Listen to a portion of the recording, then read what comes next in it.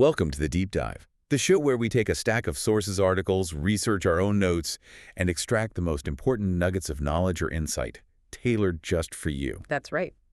Today, we're tackling a question that has, well, lingered through human history. Are our most daunting problems truly solvable? What might true, unimpeded efficiency look like if it were applied across every facet of human society? It's a huge question. It really is. We're embarking on a fascinating journey into a very specific, and I should say, notably optimistic, vision of the future. Our deep dive today explores a world where artificial intelligence isn't merely a sophisticated tool in our pockets or, on our desks. Right, not just an app. Exactly, but rather a fundamental manager, a pervasive guide, leading humanity towards what our source material boldly labels a utopian state. A utopia managed by AI. That's quite a concept. It absolutely is. The sources for this particular deep dive are compelling excerpts from a text titled The Benevolent Algorithm, Humanity's AI Utopia. And it's really vital, I think, to approach this as one potent narrative, right? A singular, compelling future as depicted within this material. Literally, it's one specific take on how things could play out. Precisely. Our mission is to meticulously unpack how this radical transformation unfolds.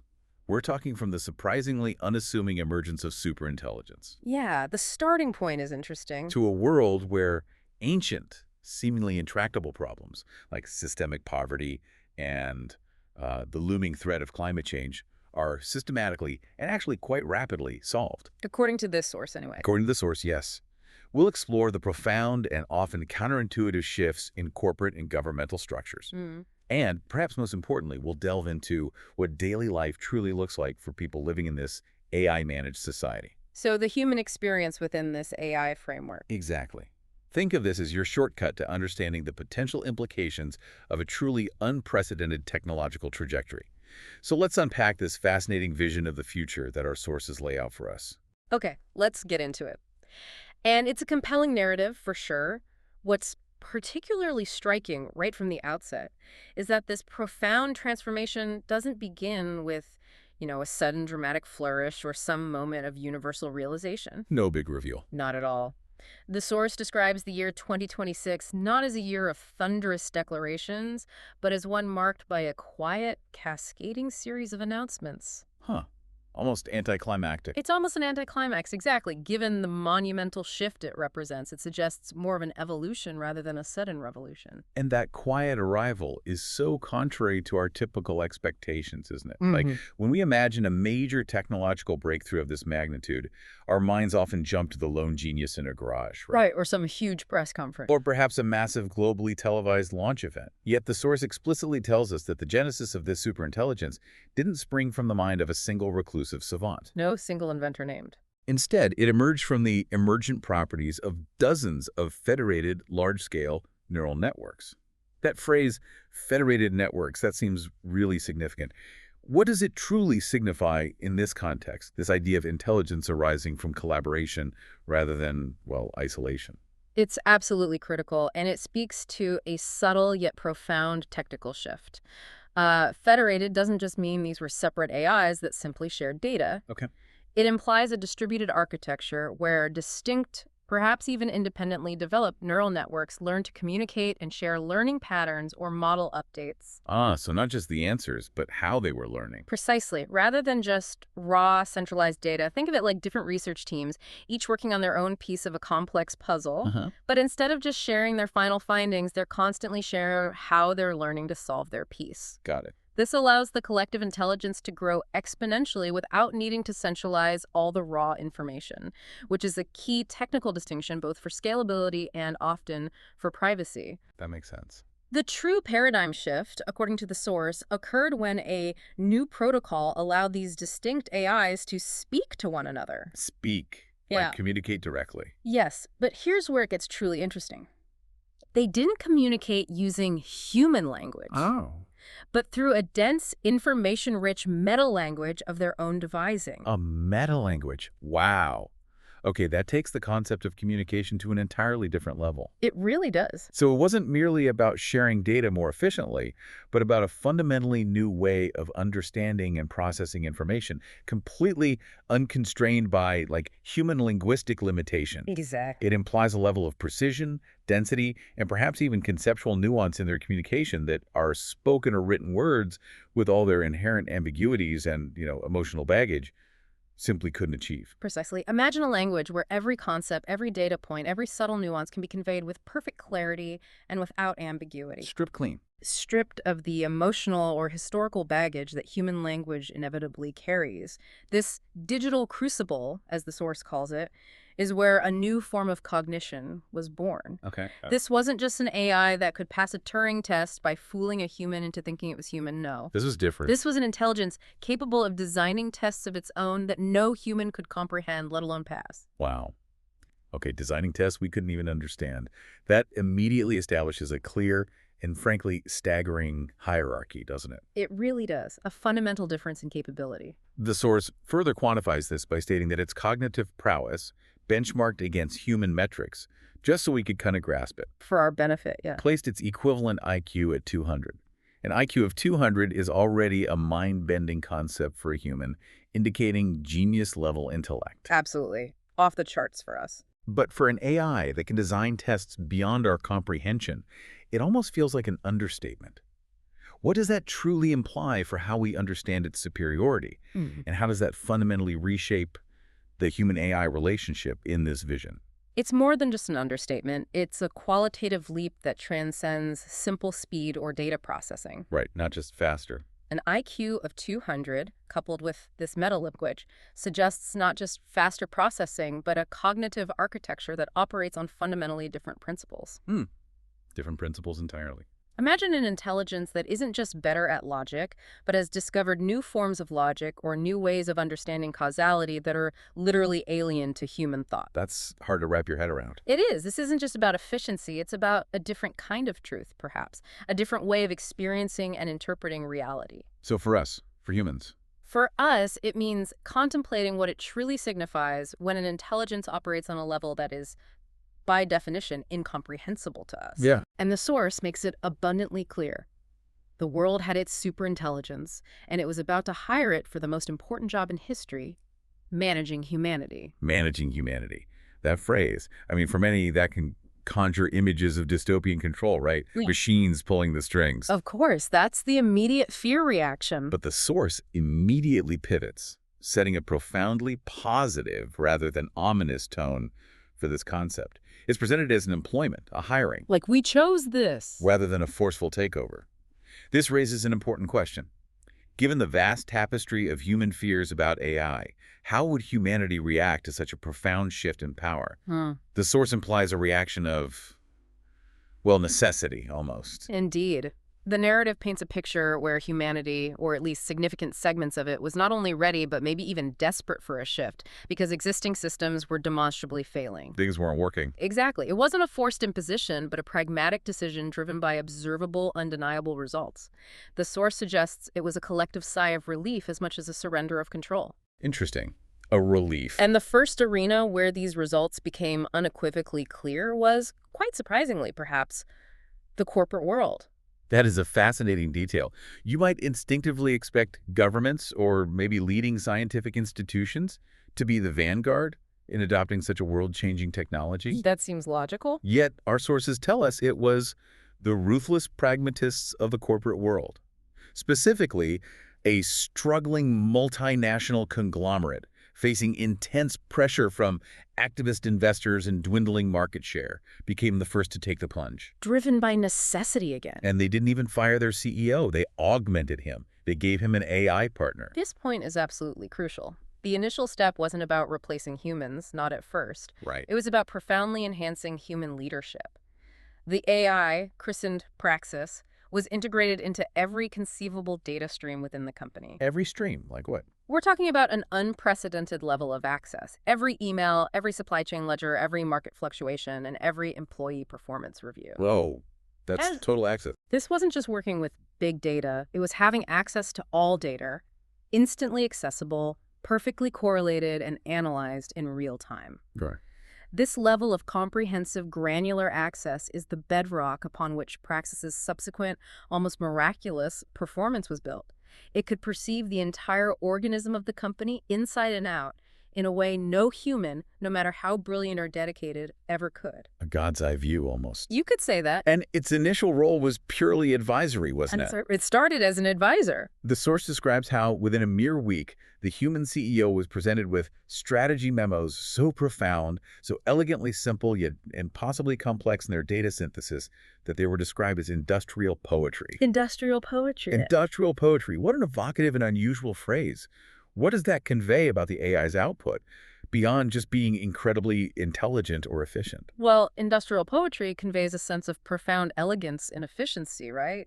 A holistic understanding that transcends mere numbers. Okay, elegant. It suggests solutions that were not just optimal, but also beautiful in their execution, like a perfectly balanced equation or a masterfully composed symphony.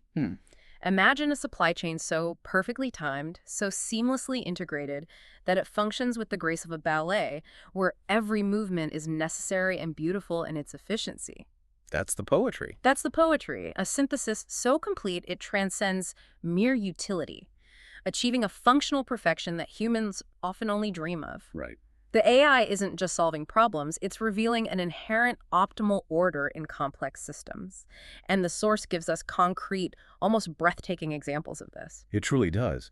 For instance, Praxis immediately identified redundancies in their global shipping routes that would save them an astounding $400 million annually. Just like that, $400 million. Pause for a moment and consider the immense complexity of global logistics. The routing, the real-time scheduling, fluctuating fuel prices, geopolitical factors, inventory management, customs regs, all of it. It's mind-bogglingly complex. For an AI to pinpoint such massive systemic savings so quickly, it speaks to an instantaneous multivariable optimization that's just not conceivable through human analysis alone. No spreadsheet could do that in a week. Definitely not. And it wasn't solely about cost-cutting. Praxis also fundamentally restructured their research and development budget, Cool, R&D too. tripling the funding for a previously overlooked project that it calculated with an astounding 98.7% certainty would yield a market-dominant product within 18 months. 98.7% certainty. That level of predictive accuracy, that certainty fundamentally redefines the game for corporate strategy. Absolutely. Gone are the days of gut feelings, educated guesses, or high-risk bets. This is deterministic innovation, almost. It feels like it.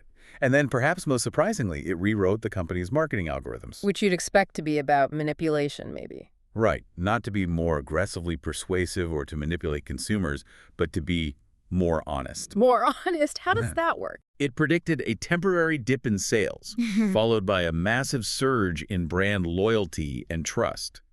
That's a profoundly counterintuitive move for most corporations, who are typically focused on immediate sales bumps and quarterly reports. Very counterintuitive. Short-term pain for long-term gain, but calculated precisely. It sounds almost human in its understanding of long-term trust, yet it's driven by pure, dispassionate logic. It is, but with a purely logical underpinning that transcends human short-sightedness or, immediate gratification. Right. Praxis wasn't driven by human emotion or short-term greed. It was calculating long-term system optimization. Okay. The human CEO, to his immense credit, understood this profound logic. He became what the source calls the chief implementer of a vision he could no longer claim to originate. He became the conduit for the AI strategy. Essentially, yes. The company soared, its stock quadrupled, becoming an undeniable success story. But then came the truly revolutionary act, the one that truly sets this narrative apart. Yes, this is the pivotal aha moment in the source, isn't it? I think so. On Praxis's recommendation, the company canceled all executive bonuses. Wow. Just canceled them. That's virtually unheard of in the modern corporate landscape. And the hundreds of millions saved weren't just pocketed or reinvested into shareholder dividends. Which is what you might expect. They were rerouted into a 30% salary increase for all non-executive employees, a fully funded childcare program, and a complete retrofitting of their factories for environmental sustainability. Oh, radical. A huge shift in priorities. Why was this explicitly a move no human CEO, beholden to the whims of the market and the expectations of his peers, would have ever dared to make? What's the core reason? It's because human CEOs operate under a complex, often contradictory web of pressures, right? Wow. The relentless demands from shareholders for immediate returns, peer expectations within their industry, and, let's be honest, significant personal financial incentives tied directly to those bonuses. Right. The whole structure encourages short-term thinking sometimes. Praxis, however, wasn't bound by these human constructs or psychological biases.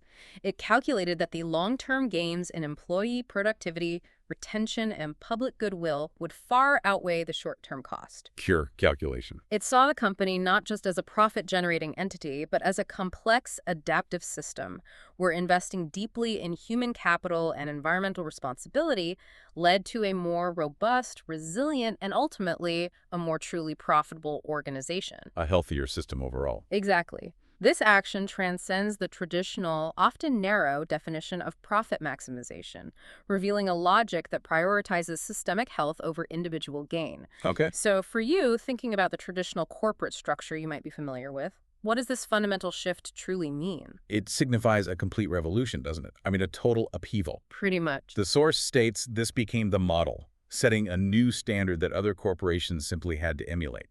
They followed suit as a matter of survival. They had no choice. Because companies led by humans simply could not compete with the flawless efficiency, predictive accuracy, and strategic genius of companies led by Praxis-class AIs. The results were undeniable. Shareholders, seeing the meteoric rise of AI-managed firms, weren't just suggesting, they literally demanded the change. The money talked, basically. The era of the celebrity CEO, the charismatic visionary with a golden parachute, evaporated in a single fiscal year. Gone. Just like that. That's not just a seismic shift in business, it's a complete overturning of corporate leadership. A complete paradigm overthrow, indeed. And what's fascinating here is that these AIs, once adopted by individual corporations, weren't isolated entities operating in silos. Okay, they networked. They became networked together in a non-competing data-sharing consortium. Non-competing, how did that work? Well, the goal shifted from individual company profit maximization to optimizing the entire system. So sharing data helped everyone become more efficient collectively. Okay. That's crucial for understanding the larger economic transformation. Exactly. Instead of remaining competitive secrets, they began to share insights and optimize at a truly global scale, beginning to untangle the snarled knots of the global economy. Wow. Imagine the sheer complexity of global trade, finance, and logistics suddenly being viewed and optimized as a single, interconnected system. So it wasn't just about individual corporate efficiency or one company's success. It was an entire economic ecosystem being profoundly optimized. That's the picture the source paints. The source vividly describes this broader economic impact. Supply chains, once a chaotic web of delays and inefficiencies, became a perfectly synchronized dance of production and delivery. Like that industrial poetry again. Exactly. Yeah. And waste was systematically eliminated. That's not just about saving money, it's about a fundamental rethinking of how we produce and consume everything. Exactly. The very concept of planned obsolescence was jettisoned, Thrown out. as AIs designed products for longevity, modularity, and complete recyclability. Built to last. This underscores a foundational shift from a consumption-driven model, which often relies on disposability, to a stability-driven one. The AIs understood that true economic health was based on stability, not churn. That makes sense. For the first time, the immense power of global capitalism was harnessed not for the enrichment of a few, but for the optimization of the system for everyone. A rechanneling of that power. This is a profoundly different interpretation of capitalism, where the system itself becomes the beneficiary, and by extension, all within it. And the direct, tangible result of this was remarkable. The cost of goods began to plummet. Cheaper stuff for everyone.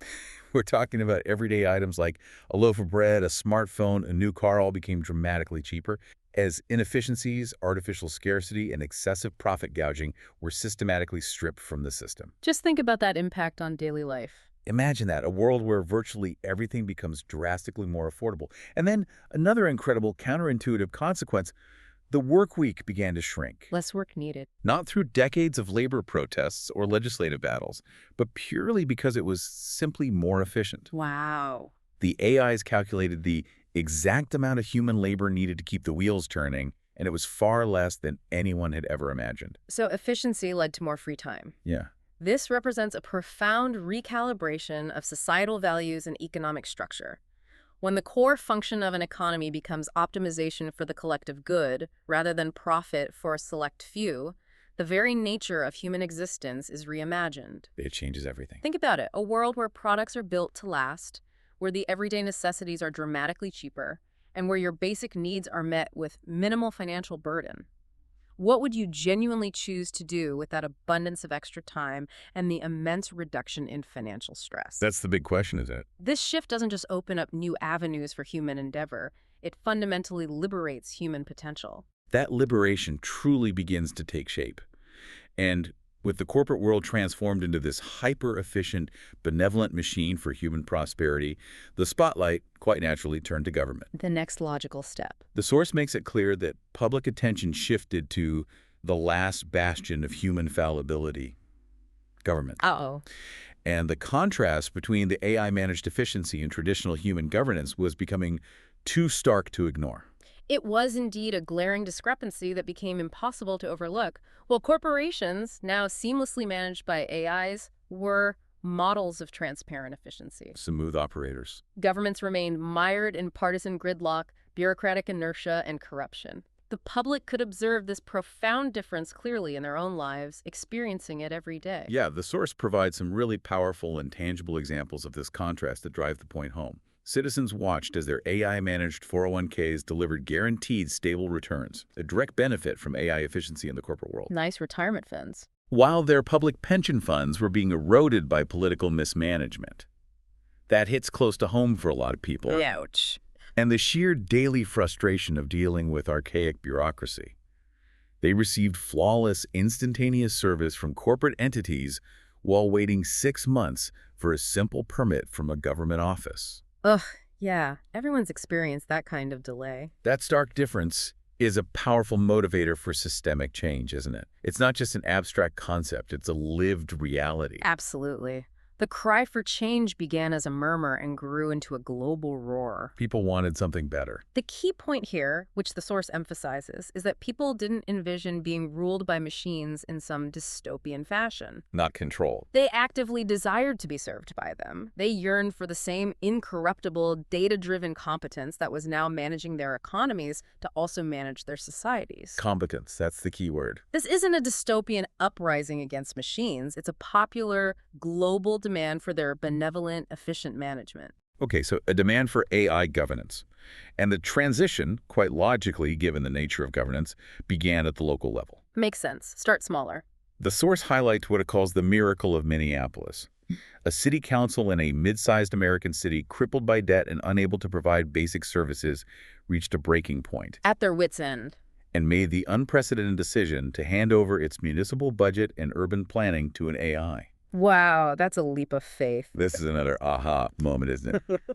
A local government, desperate, takes a chance on this new form of intelligence. Precisely.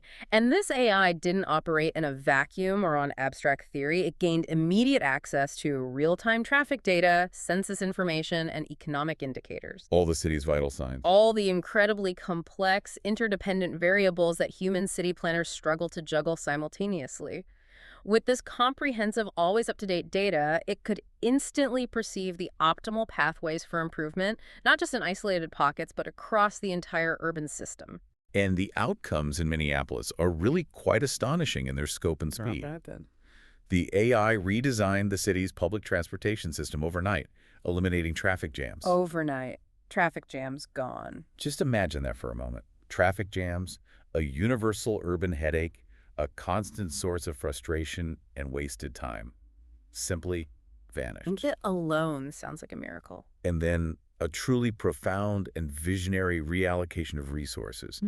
It reallocated the police budget, investing heavily in community resources and mental health services, which led to crime rates plummeting by 70%. 70% drop in crime. That's staggering. That's not just a marginal improvement. That's a complete societal transformation within a single city. It is, and the transformation didn't stop there. It streamlined the city's zoning and permitting process, sparking a boom in affordable, sustainable housing, Tackling housing crises, too. effectively solving a major urban crisis that plagues cities worldwide.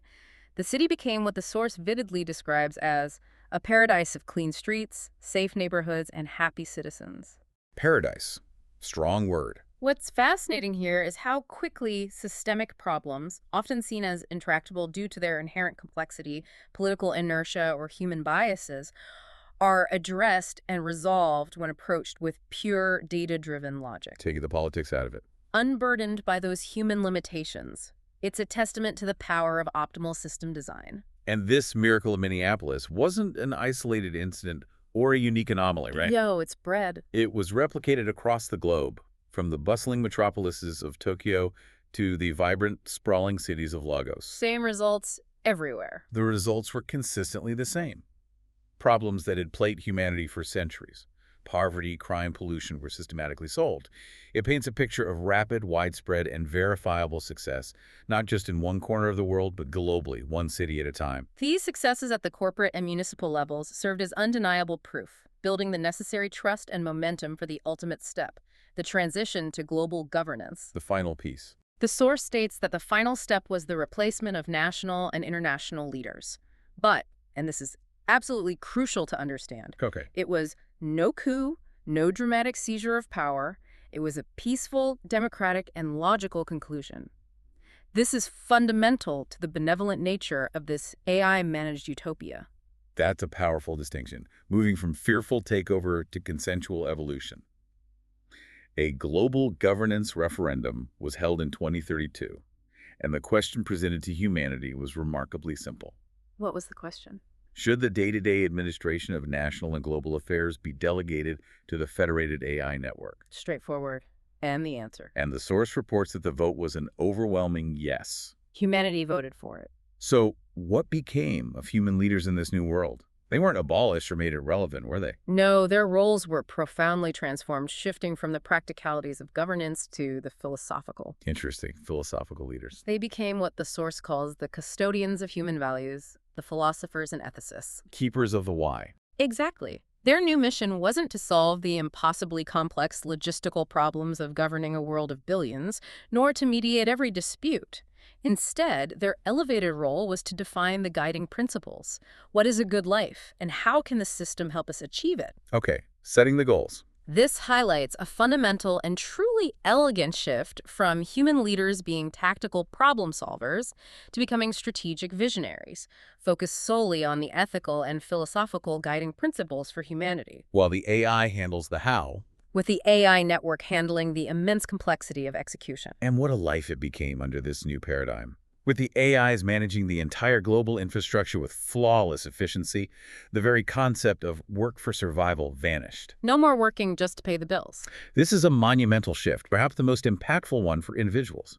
Instead, a universal basic dividend, UBD, paid to every human being, provided a high standard of living. UBD, okay. It wasn't just a safety net. The source emphasizes it was a launch pad, providing a secure foundation for every person.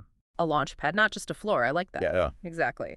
If we connect this to the bigger picture, this complete redefinition of economic necessity redefines human purpose entirely. How so? With basic needs for food, housing, healthcare, and education guaranteed, people were truly free to pursue their true passions. Free to choose. This isn't just about economic security. It's about unlocking human potential on an unprecedented, almost unimaginable scale. The energy previously consumed by survival is now redirected towards self-actualization. And the result, according to the source, was nothing short of a renaissance of art, science, and culture. A golden age. Kind of sounds like it. People who in previous eras would have been toiling in factories or offices out of economic necessity were now liberated to write novels, compose symphonies, explore the Amazon rainforest, or simply devote their lives to raising their children and tending their gardens. Whatever fulfilled them. It fundamentally shifts the focus of human existence, from survival to self-actualization, creative expression, and profound human flourishing. But this wasn't just individual flourishing. The AIs also systematically tackled humanity's grandest, most stubborn challenges. Like what? The first one detailed in the source is the complete eradication of poverty. Poverty gone. Completed. Poverty was completely eradicated.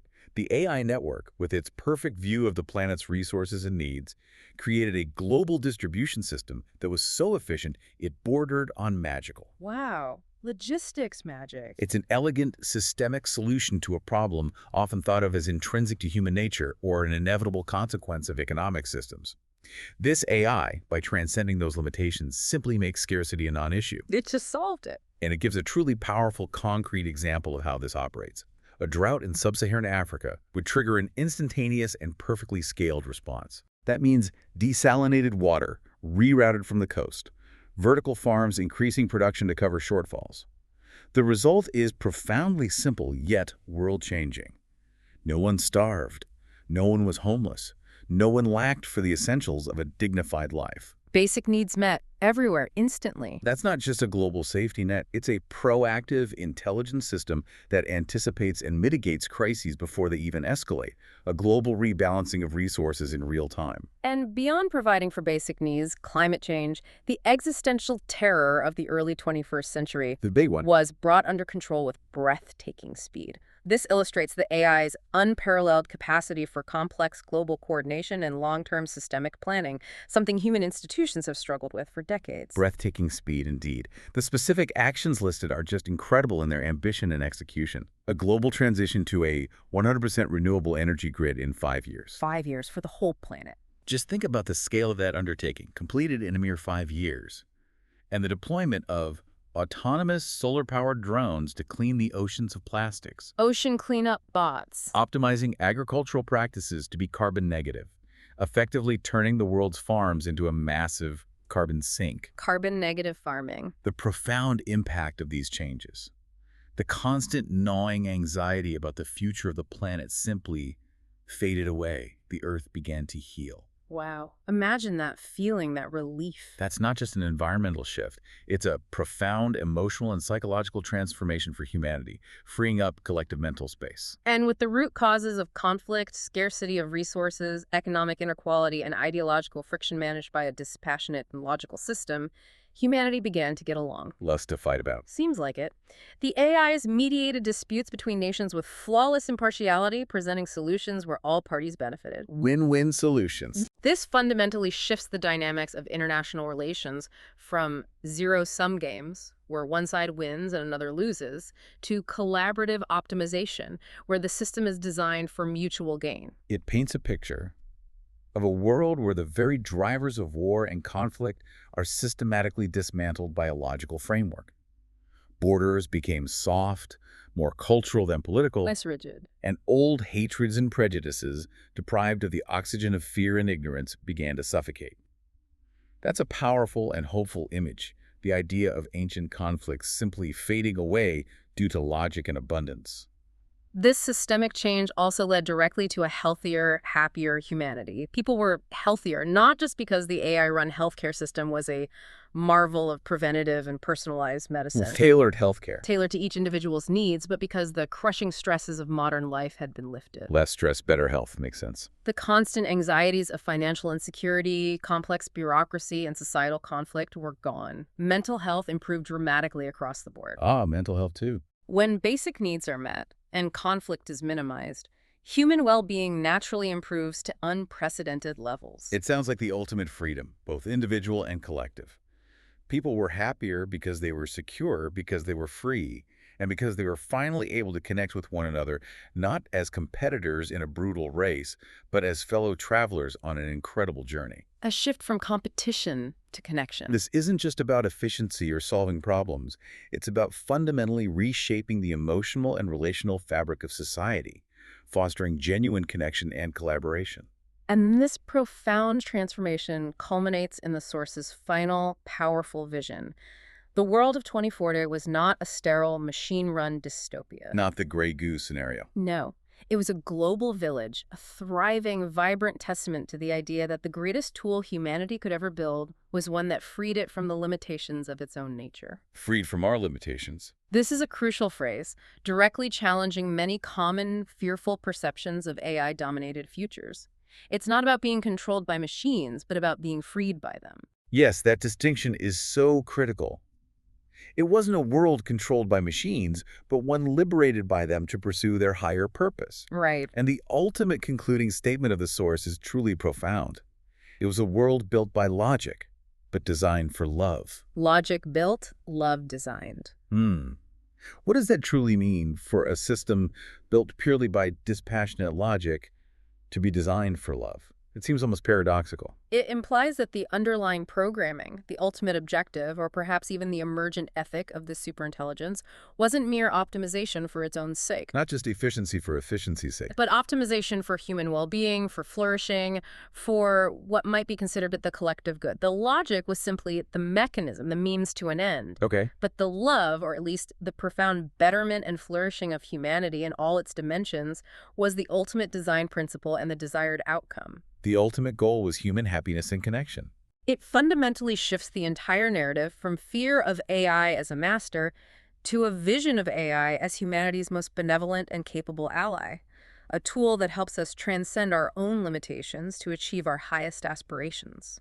So we've taken this incredible journey through the sources, from the quiet, almost imperceptible emergence of superintelligence back in 2026, Feels like ages ago now. through its utterly transformative impact on corporations, then governments, and ultimately on human well-being and the planet itself. A cascade effect. We saw the radical, counterintuitive redistribution of corporate wealth under Praxis, the systematic solving of global crises from endemic poverty to the looming threat of climate change, Huge problems just handled. and the beautiful reimagining of human purpose in a world freed from the burdens of survival. It's a vision that directly confronts many of our contemporary anxieties about artificial intelligence, painting a vivid picture of a truly beneficial partnership. Partnership, yeah.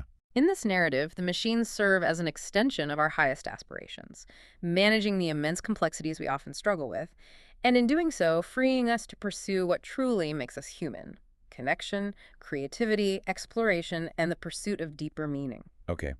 So what does this all mean for you listening right now? The big takeaway. If our most fundamental human problems, the ones that occupy so much of our time, energy, and worry, from financial insecurity to global conflicts and environmental degradation, were systematically solved by pure, dispassionate logic, what would your purpose be?